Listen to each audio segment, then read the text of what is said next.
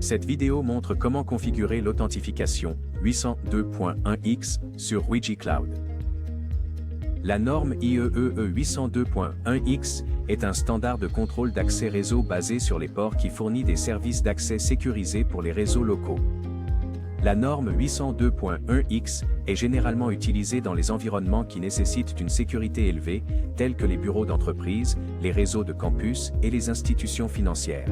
Un réseau 802.1x utilise généralement une architecture client-serveur.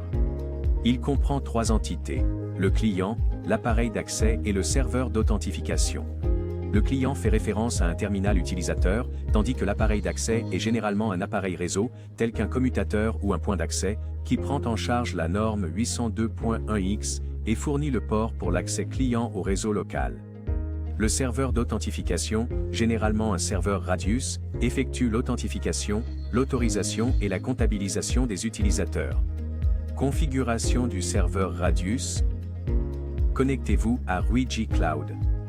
Sur la page Home, choisissez Auth and Accounts, Authentication, 802.x, serveur pour accéder à la page de configuration du serveur de authentification. Break Time, dans la zone Server Group List, cliquez sur Add. La boîte de dialogue Add Server Group s'affiche. Dans la boîte de dialogue Add Server Group, saisissez le nom du groupe de serveurs. Ajoutez un serveur au groupe de serveurs. Définissez serveur IP address, server name, authentication port, accounting port, shared key et match order. Remarque, la shared key sur l'appareil réseau et le serveur d'authentification doit être cohérente.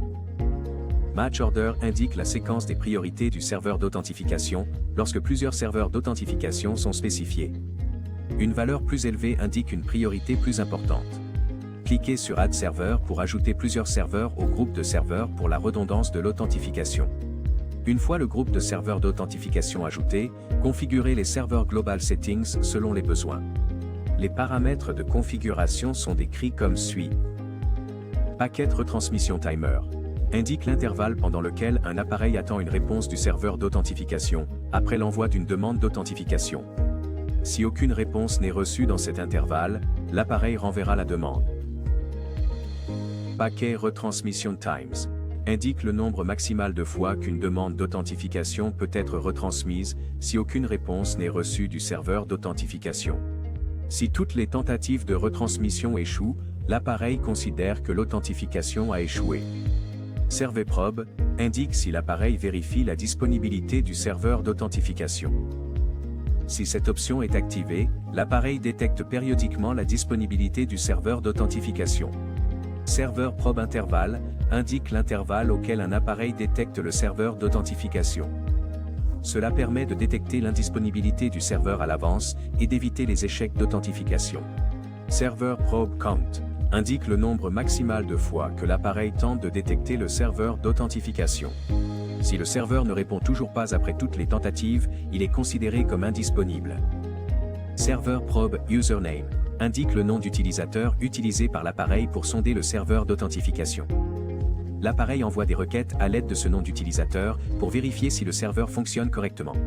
Une fois le serveur Radius configuré, il peut être appliqué à l'authentification filaire ou sans fil 802.1x. Configuration de l'authentification filaire 802.1x. L'authentification filaire 802.1x s'applique au réseau filaire, où l'appareil d'accès est généralement un commutateur et les clients se connectent au réseau via des câbles Ethernet. Cliquez sur l'onglet Wired, puis sur Configure Now. Une fois le serveur d'authentification ajouté, définissez le Auth Server Group sur le nouveau serveur d'authentification, puis cliquez sur Next. Sur la page Select Device, sélectionnez un appareil sur lequel l'authentification 802.1x doit être activée, puis cliquez sur Next. Sélectionnez les ports sur lesquels l'authentification 802.1x doit être activée et le groupe de serveurs d'authentification correspondant, puis cliquez sur Next. Sur la page Deliver Configuration, vérifiez que les paramètres 802.1x sont corrects, puis cliquez sur Apply pour appliquer les paramètres. Une fois les paramètres appliqués avec succès, cliquez sur Finish. Connectez un client à un commutateur compatible 802.1x via un câble Ethernet et terminez l'authentification de l'accès à Internet. connectez-vous à Wi-Fi Cloud et choisissez Client, Hôte Client, 802.1x, Hôte Client, Authenticated Wired Clients. Si le client connecté s'affiche, la configuration est réussie. Configuration de l'authentification sans fil 802.1x. L'authentification sans fil 802.1x s'applique au réseau sans fil, où l'appareil d'accès est généralement un AP, et les clients se connectent au réseau via Wi-Fi. Cliquez sur l'onglet Wireless, puis sur Go to the SSID page. Sur la page SSID, sélectionnez le réseau sans fil cible. Puis cliquez sur Edit. Dans la fenêtre contextuelle Template affichée, définissez Encryption Option sur 802.1x, Enterprise, and Encryption Method sur WPA2 802.1x. Définissez Auth Server Group sur le nouveau serveur d'authentification, puis cliquez sur OK.